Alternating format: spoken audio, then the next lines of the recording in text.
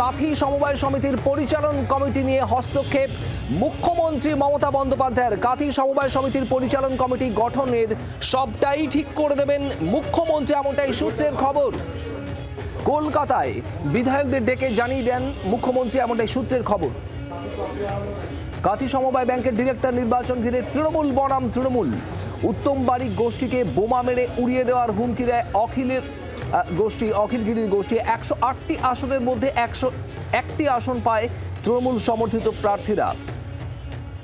কিরণ মান্না আমাদের প্রতিনিধি রয়েছেন আমাদের সঙ্গে। কিরণ, সমবায় সমিতির পরিচালন কমিটির গঠনের বিষয়ে সবটাই দেখবেন মুখ্যমন্ত্রী, কি খবর পাচ্ছ?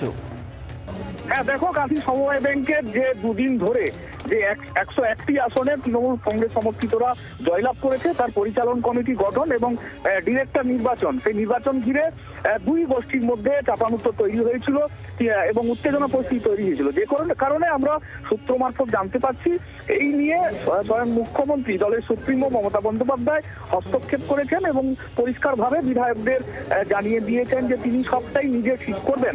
আর অতিরিক্ত যারা একটি লিস্ট প্রকাশ করা হয়েছিল, সেই লিস্ট কতটা সত্যতা এখনো কেউ প্রকাশ করেনি, যদিও ভাইরাল হয়েছিল। সেই লিস্ট দেখে যারা নমিনেশন করেছে, তার বাইরে যারা নমিনেশন করেছে তাদেরকে তুলে নেওয়ার জন্য নির্দেশ দিয়েছেন মমতা বন্দ্যোপাধ্যায়, এমনটা আমরা সূত্র মারফত জানতে পারছি। ধন্যবাদ কিরণ। বাংলার আওয়াজ, বাঙালির আবেগ, জি 24 ঘন্টা।